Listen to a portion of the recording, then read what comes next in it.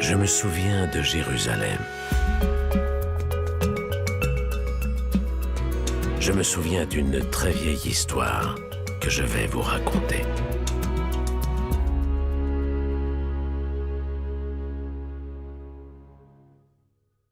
Le jardin. Pourquoi quitter le paradis?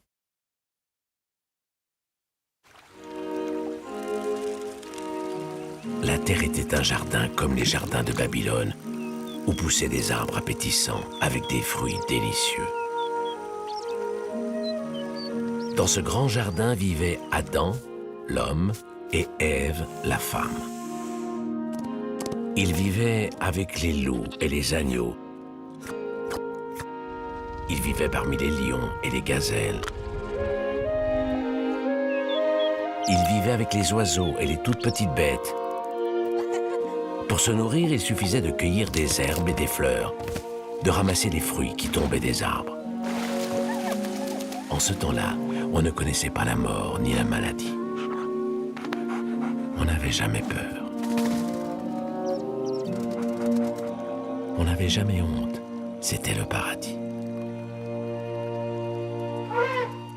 Au milieu de ce grand jardin, il y avait deux arbres, pas comme les autres. L'arbre de vie et l'arbre de l'expérience du bon et du mauvais. On pouvait manger de tous les fruits du jardin, mais pas des fruits de cet arbre solitaire. Car il est dit, tu ne mangeras pas des fruits de cet arbre ou tu en mourras.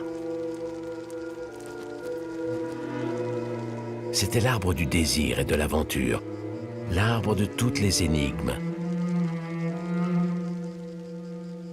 La naissance et la mort, grandir et vieillir, travailler, faire des enfants, l'arbre de tous les rêves, devenir beau et fort, voyager très loin, réussir, être aimé, l'arbre de toutes les tentations, le plaisir, l'amour, le jeu, l'aventure, les richesses, mais aussi l'arbre de toutes les détresses, la mort, la pauvreté, la fatigue, les guerres, l'exil. Un jour surgit le serpent.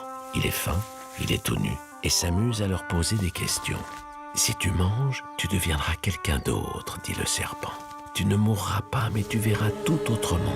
Le jardin, les habitants du jardin, le ciel. Le jour où tu en mangeras, tes yeux s'ouvriront. L'envie est trop forte. Ève mange un fruit.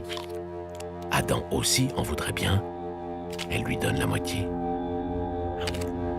Soudain, ils ont peur du lion, de l'araignée, des arbres et des nuages. Ils courent se cacher dans le jardin. Ils voudraient bien s'habiller et n'osent plus se regarder. Et le serpent devient menaçant. Il devient ennemi de l'homme et de la femme. Alors une voix se fait entendre dans le jardin. Dieu appelle Adam. « Où es-tu » ? « Je t'ai entendu dans le jardin et j'ai eu peur. Je suis nu et je me suis caché, répond Adam. Adam dénonce la femme, c'est elle qui m'a donné du fruit. Et la femme accuse le serpent. Dieu chasse le serpent en le condamnant à ramper et à manger de la poussière. À la femme, Dieu dit, je multiplierai les douleurs de tes grossesses. Dans la douleur, tu enfanteras des fils, et l'homme sera ton maître. À l'homme, Dieu dit, tu travailleras pour manger. La terre te donnera des épines et des chardons. Tu es poussière, poussière, tu retourneras. Tout le jardin alors se transforme et devient inquiétant. Il faut partir. Le rêve est fini. La femme et l'homme ouvrent la porte de l'histoire humaine. Ils vont devoir travailler, mettre au monde des enfants, vivre les uns parmi les autres, courir le monde, s'aimer et se haïr, de génération en génération.